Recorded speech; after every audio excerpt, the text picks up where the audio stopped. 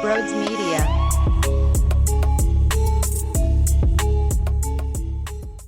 What is going on, everyone? Welcome on into Sports Talk with Brodes. Let's talk birds. Let's talk Gannon. Let's talk Hurts. Before we do, if you're new to the channel, smash the subscribe button. Hit the thumbs up button as well. I greatly appreciate all the support. I love you all so much. And lastly here, if you're looking to go to an NFL game, NBA game, NHL game, you can utilize the promo code BRODES at SeatGeek's checkout page for $20 off of your purchase. That's basically eliminating all fees right from the jump. It's a no-brainer. Get yourself to a game today. And with that, enjoy the show. What is going on, everyone? Welcome on into Sports Talk with Brodes. Here we have it. We're in the middle of the week after a Chargers game. Now we're anticipating a Denver Broncos matchup. Nick Sirianni spoke today. Jonathan Gannon spoke yesterday. I'm throwing a lot of days out there. That's really irrelevant. What is relevant, though, is studying what this Jonathan Gannon nonsense is all about. Because now you're seeing tape and you're studying tape for a longer period of time, and you're bringing up the fact that he's starting to blitz more. And you would think, well, if he's blitzing more and you're still getting the same results, well, that means it's a personnel issue. Now, it's a combination of a lot of things, but there is an art to blitzing. There is a craft to blitzing, and just the fact that you send extra pressure, but then there's scenarios where Derek Barnett is left in coverage, and there's secondary pieces that are still playing 10 yards off of their wide receivers when you're thinking of the cornerbacks. It's all a problem. The fact that these historic numbers are thrown in your face by the quarterbacks week in and week out, that is problematic. It's not just, well, look, they're blitzing and it's not causing any difference. No, you can't just send. It's all one, right? There's a reason why we say you win and you lose as a 53-man unit. Well, let's peel that back a bit. And when you specifically target in on the defense, it's not just, well, hey, here's an extra guy. That means you're trying to put Justin Herbert in an uncomfortable spot. When you bring that extra guy, the corner should be playing press coverage, which screws up the timing of the receiver and the quarterback, and that's when that added player who's now putting pressure on and applies it is now gaining the advantage. If you're playing off and the coverage is still where there's 10 yards in front of you and the guy's wide open, then bringing the blitz means nothing. It does absolutely nothing. So there's a 3-step process in executing a specific play call and doing it the right way. It's not just about who they send. That matters, and I'm not trying to tell you that they have the most magnificent talent on the defensive side of the football, but think about the Jim Schwartz era, and now think about what you have at the cornerback position, and there's plenty of more to a defense than just the cornerback spot. But what I'm saying is Steven Nelson, Darius Slay, Avonte Maddox.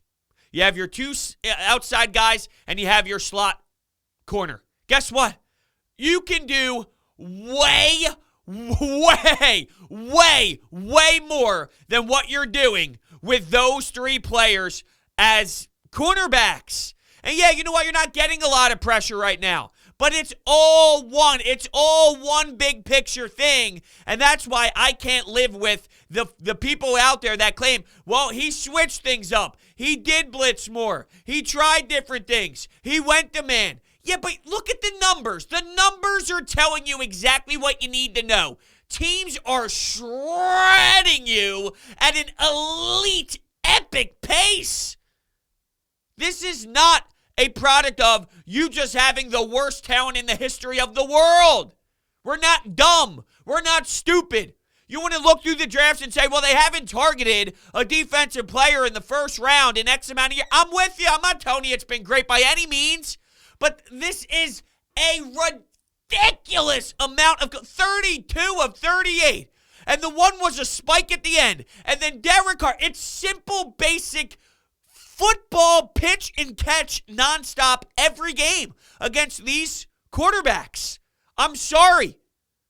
It's not as simple as the team just stinks. If it was, I honestly think I would feel better about it. Because then it's obvious and it's staring at you right in the face.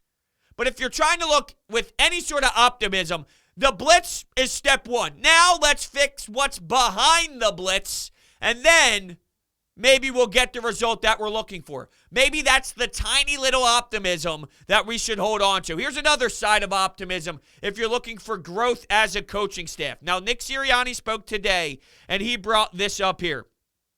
Brian Johnson has been on the field the last 2 games as opposed to up in the box. He's the quarterback's coach. Why? To free up the head coach and offensive coordinator to do other things and allow Johnson to more go over film with the quarterback. Now, I don't know if that's the right answer or the wrong answer, but I'm telling you, they're trying to make adjustments. They're trying to do different things. And Brian Johnson, he's been a name that we've been intrigued by. We said the same thing about Jonathan Gannon, though, to be fair, and this has been an absolute disaster. But I think, look, this coaching staff, they're trying to do something different on the offensive side of the ball, and things do tend to be going in the right direction. Now, they're going in the right direction because you're taking the football out of your quarterback's hands, and that tells me a lot, though. And I'm just going to be honest. If Jalen Hurts was playing against the Philadelphia Eagles defense, I don't think he goes 32 of 38. And I don't even like saying 38 because the spike for the field goal is ridiculous to me. So it's really 37. Like, I don't see him ever, even if he was playing against the most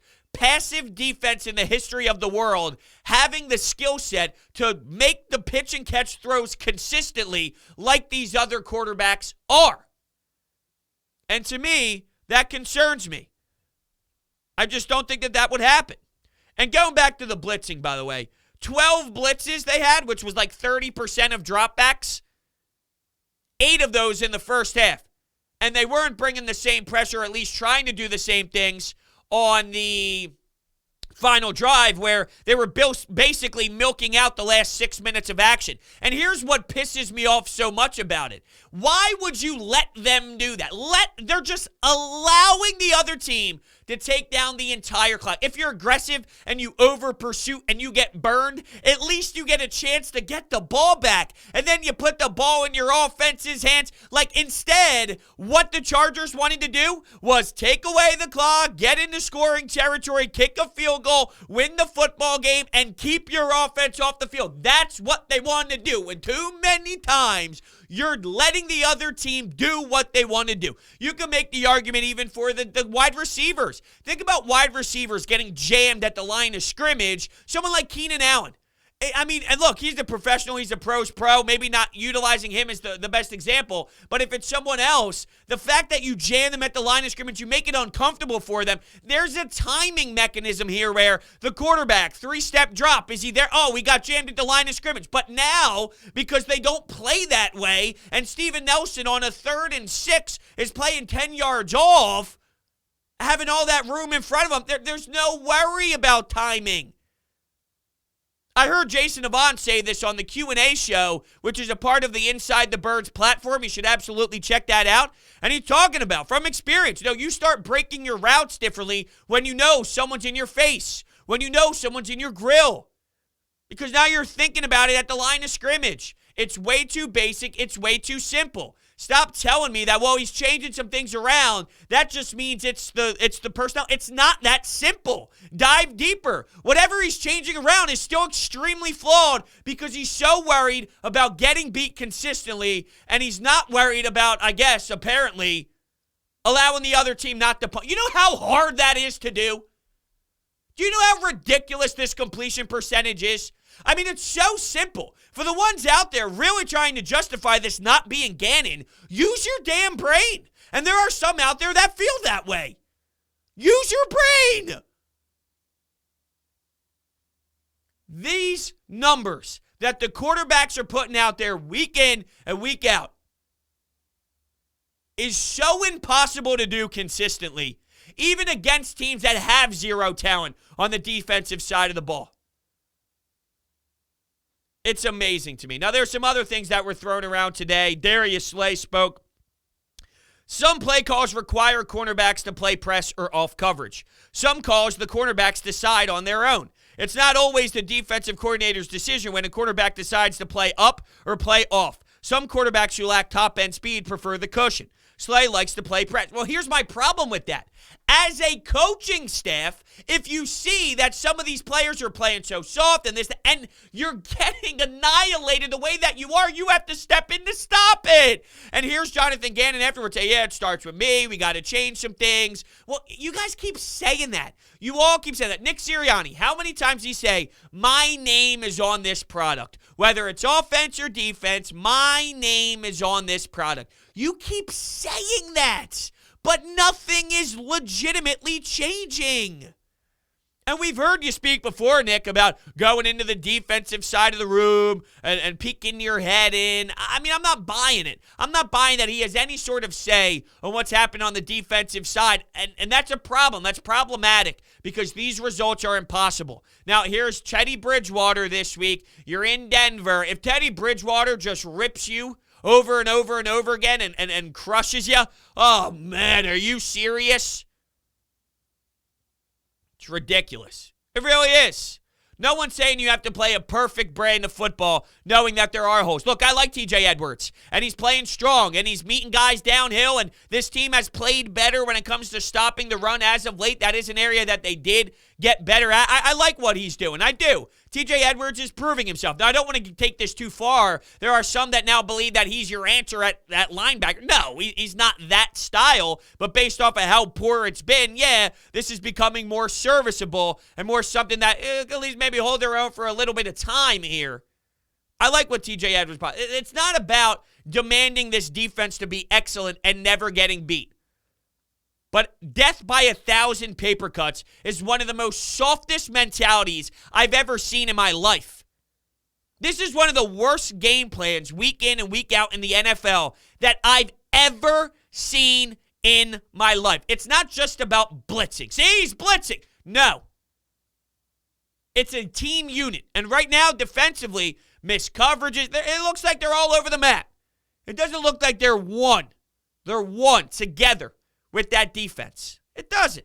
Your line's not getting pressure. Think about this.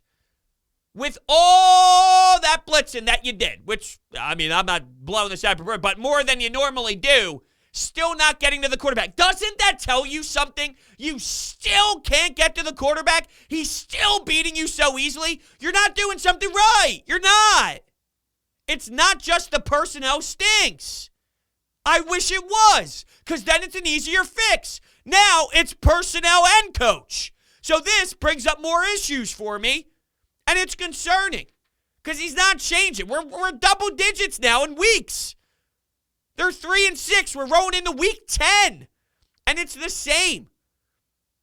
While the Eagles are at least adapting a little bit more. Offensively, I should say. Sorry, the Eagles offensively are adapting a little bit more each week. But I'm not going to lie.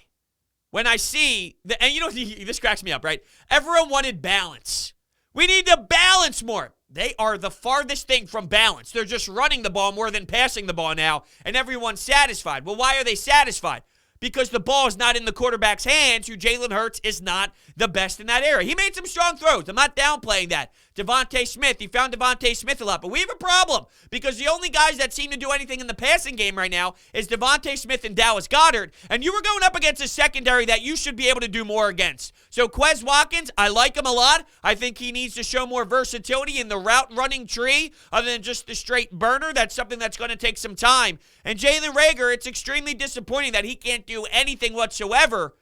My point being, though, is you should have been able to do more in the passing game. And by the way, for everyone that demanded balance, you're not balanced at all. Jalen Hurts is throwing the ball 17 times, and with those 17 attempts, you lose on a couple touchdowns that should have been on the board. You lost a 3-point game, and there were 2 touchdowns that were missed by Jalen Hurts. And the amount of times that individuals say, Tom Brady misses passes, I mean, do we really even have to bring that up? I think that's as clear as, okay, yeah, you're right. So what's your argument? That Jalen Hurts is Tom Brady? Please, enamor me. I support him. I'm here for him this year. But I can't just pretend like what's happening is not happening. They run, and the offense is looking better. Why is the offense looking better? Because the quarterback, who struggles in a lot of areas, is no longer having all that on his shoulders. And I don't know if he has enough inside of him to be the answer. And that's okay. That's okay to say. It doesn't make you someone who despises the man. I respect him a lot. I respect his work so much. I love everything about it. I actually asked, I had Steven Nelson on. I recorded my schmoozed episode that drops Thursday, 10 a.m. I recorded that yesterday, and I asked him. I asked him a question about Jalen Hurts. What's he like? The leadership qualities as such a young guy who's coming into a locker room with veteran players. And speaking of veteran players, we need more from the defensive front from an individual perspective. But it's not easy to do when it's pitch and catch. Football out of the quarterback's hands into a wide receiver on an out route with so much space. Right into the wide receiver's hands with so much space. It's hard to do. But the way that they're utilizing the edge rushers, the Eagles have, and Josh Sweat, Derek Barnett, they game plan very well. They game plan very well to attack that, freeze that, and kind of get themselves going in other areas. So it's frustrating. It definitely is frustrating. Here's the Eagles defense. Worst completion percentage, most missed tackles, most first downs allowed, tied for most red zone touchdowns allowed, third fewest blitzes, third most penalties, and second most rushing first downs allowed. Yeah, you know why the first down rushes are there? Because it's always third and short, fourth and short. Oh, well, it's a fourth down. You held him to fourth down if you just made a stop. Well, it's 4th and 1. It's 4th and short. Of course they're going to go for it, and they're going to get it a high percentage amount of times. And they can rush the ball for those first downs because of the soft coverage that you're consistently playing. It's not good enough. We'll get to the anytime hotline calls real quick here. Are you tired of getting fleeced by the house? Are you tired of spending time researching players and teams only to end up short? Welcome to WinView. WinView is the only app where skill elevates you over the competition and into the money. Play against family, friends, fans, and rivals during sporting events. All you need to do is answer questions about the game that you love. Forget about spreads, salary caps, and over-unders. WinView is doubling your deposit bonus up to $100. All first-time users. You will get your deposit doubled up to $100. That means if you deposit and spend $50, you'll get $100. If you deposit and spend $100, you'll get $200. This is the perfect bonus to take advantage of during the NBA season, NHL season, NFL season, and every season. All you have to do, download the app, WinView, or go to winview.tv/Brodes and answer questions about the game that you love. It's really fun. I have so much great time sitting through there like TikTok. I scroll nonstop on WinView and I play their games. So check that out for sure. You will not be upset about that. All right, let's roll into the anytime hotline. Let's hear the reactions from game day, right after the game, the hot emotional reactions. We'll react to the thoughts. Not a lot has changed. Look, Justin Herbert goes 16 of 16 at one point in the zone. What are we doing? You're just going to keep throwing that out there after you go 8 of 8, after you go 6 of 6, after you see the guy just nonstop beating you. Why is nothing adapting? The zone, it's getting torched. It's getting torched. It's not rocket science. So how do you not see this to this point? The Chargers' last 2 drives, 15 plays, 6 minutes and 5 seconds. 10 plays, 6 minutes and 38 seconds. Good luck. Good luck. It's not a recipe for success. But I digress. Let's head into the action here. I still can't help but blame the coaching staff for another shoulda, coulda, woulda, maybe win against the Chargers. This team is so frustrating because should have won that game. Honestly, it feels like we should have won that game, and then there was just a big old at the end by Jonathan Gannon. This coaching staff just makes you want to hit yourself in the nuts. I don't know if I'm going to say they should have won. They could have won. I don't know if I'm going as far, though, as they should have. That's a totally different scenario. That's like it was your game and it was you in control fully and you let it slip. Or some miracle, crazy, wild, ridiculous thing happened where it hits off 7 guys' hands, hits a helmet, someone catches it, there's a fumble, someone recovers, it goes back, like something wild where you just go, what? What just happened, right? And it's like, how did we lose that game? That's where I would say you should have won. This one was like, it was a winnable game that, based off of circumstances, you probably realize this team isn't ready to win those type of games yet. They don't have the quarterback to put the team on your back to win that football game fully. And some would say, well, if you got the ball back in the fourth quarter Jalen Hurts did have that mentality, did have that look in his eyes, and maybe we would have seen it because we have seen him drive teams down late with like this killer mentality, and maybe, but ultimately would it have been because of Jalen Hurts? Would it have been because of the run game and Jordan Howard and Boston Scott being the biggest factors of it, and then Jalen Hurts sprinkles in a play here or a play there or a scramble for a gain of 10 yards or a 3rd and 3. He did have a lot of runs. I'm not trying to downplay how important that is in a late game scenario in the fourth quarter when you need a legitimate drive. But my point is, I saw this more of a team that is going to lose these tough games. It wasn't a lack of effort. It wasn't a lack of willing to compete. It was a lack of execution. And a lack of execution starts with coaching, and then we know that there's some coaching flaws, but on top of that, there's some roster flaws. Like, it's a combination of a lot of things, but it wasn't a lack of compete and a lack of will. It wasn't a lack of fight. It was fully just a lack of execution, and that makes sense, though, based off of where they are right now at the same time. So that plays a role, too, with it. I think it's a little harsh to say that they should have won. The Chargers, they're a good team. The Chargers are a very fantastic team with a solid quarterback, a good head coach with a solid game plan. Now, their defense was banged up, and on top of their defense being banged up in the secondary, there was the run game that you could have exposed. So there was an opportunity to win. I just don't see it the same way as they should have won. That's two different conversations in my eyes. What's up, Brodes? Love the show. From Phoenix, Arizona, so you got some listeners out here. My dad listens in New Mexico, so you got a nice following across the United States. Watch that Eagles game today, man. You know what? I'm disappointed they lost, of course, like everybody. But Brodes, we knew this is what they were.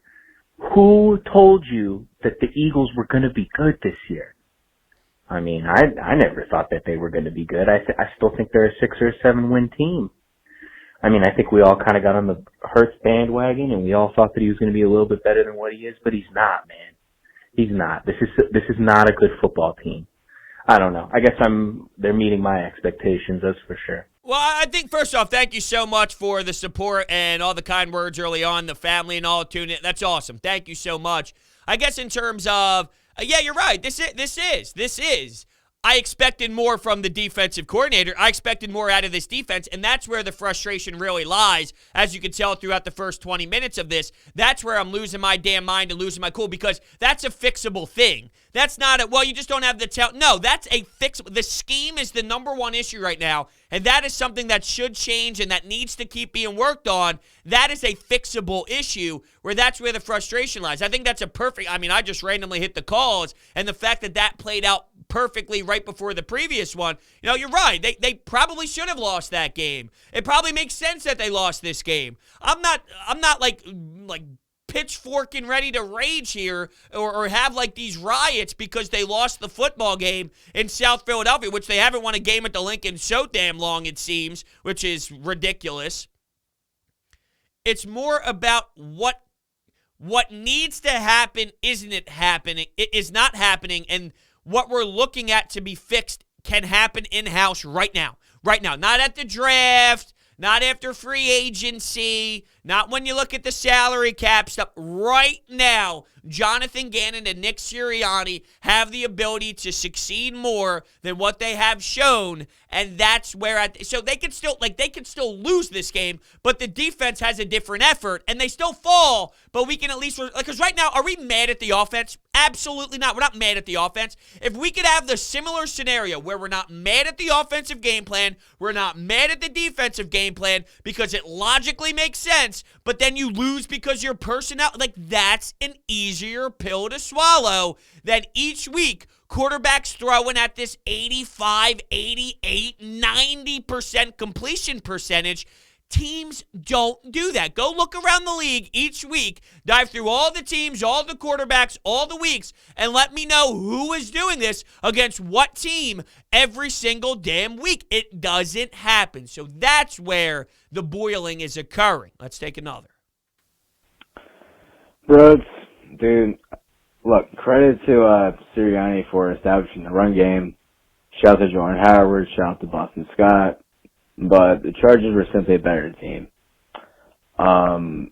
Look, this was a game that I felt if we won, it could have turned the tide of the season. But now we're sitting at 3-6, and we're just now trying to see that where we are at this point. And obviously, we are a few steps behind.